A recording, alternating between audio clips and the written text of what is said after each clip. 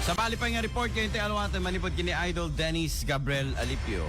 Opat kano apo nga docu-film maipabuya apo iti 2025 MMSU Film Festival. Ayun. Amoy apo ti MMSU nagado digiti timaod apo nga filmmakers. And not just in the MMSU, but the entire province of Ilocos Norte nakadado ti naglaing direktor na apo nga ano na ganan mangipabuya iti pagilian na Pilipinas kinintero nga lubong kadigitay nagkakapintas nga films. Okay? Hintayon apo iti Stallion MMSU may pangkepalang kadigitoy upata documentary film nga may pabuya iti MMSU 2025 Film Festival. IFM News. IFM News. IFM News. Yeah, Idol Dennis, monitor sa dyan. Idol Dennis, come in.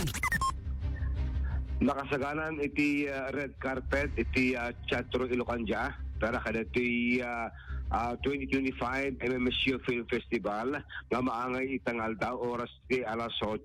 Naman nga ti programa ket padaygen iti upat nga docu-film nga aramid dagiti estudyante, alumni kasamitan dagiti mangisosoro iti nadakamat at universidad ti film festival ket maitampok iti Tawid docu-film kasamitan iti Biocon directed by Ryan Ugalde nga estudyante, communication student iti MMSU.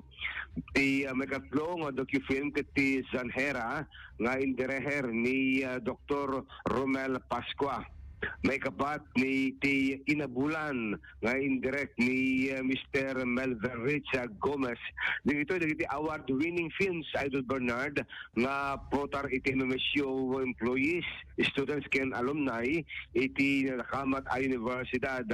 Idaulumet ni Secretary Arsenio Balisacan detoy film festival premieres na iti mismo nga Teatro Ilocanja iti MMSU itatang bigata.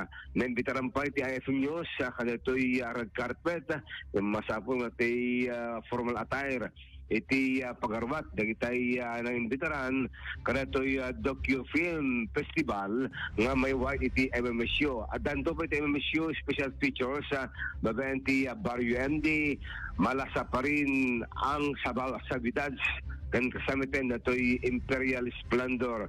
Dito na itay mang padaig, iti maangay tatang premiere, iti film festival, iti MMSU. Dito nga may bilang in the films, Adol Barnakit, adon dito na awat dang awards, manipos iti award-winning bodies, iti Metro Manila, kasamitan sa balipay nga probinsya. Talaga ito'y napabuyan sa balipay nga lugar, iti entero nga pagilian nga Pilipinas.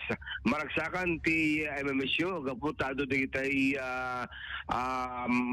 mapatanor manen nga direktor artist iti bukod tay probinsya. Iti programa ket maiway iti opening remarks ni Professor Herdy Yumol, ti director ti Stratcom iti MMSU, dalan tumet iti mensahe ni Dr.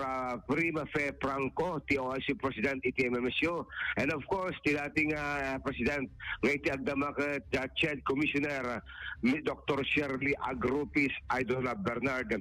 Iti opening film ket mismo nga ni adantumet iti panang mensahe ti guest nga ni Honorable Arsenio Balisacan, iti NEDA Secretary ken MMSU 79 alumnus Idol Bernard, iti probinsya ti Ilocos Norte nga kang runan tata nga naimbitaran iti Retoya Film Festival iti MMSU.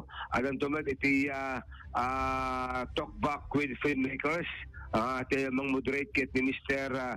Gerson Pabre, Chief University Press, Idol Bernard. So, napindas dito, because kita makita kinadun tumat di reviews digito nga films, ngayon narami dito estudyante, employees kinaduan pa nga faculty, iti Mariano Marcos State University.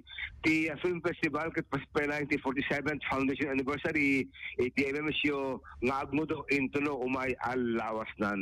Damag pelang manipod ti MMSU, Idol Dennis Gabriel Alipio, tatak Aremen. Alright, maraming salamat Idol Dennis. Kineta Film Festival dito ngay MMSU.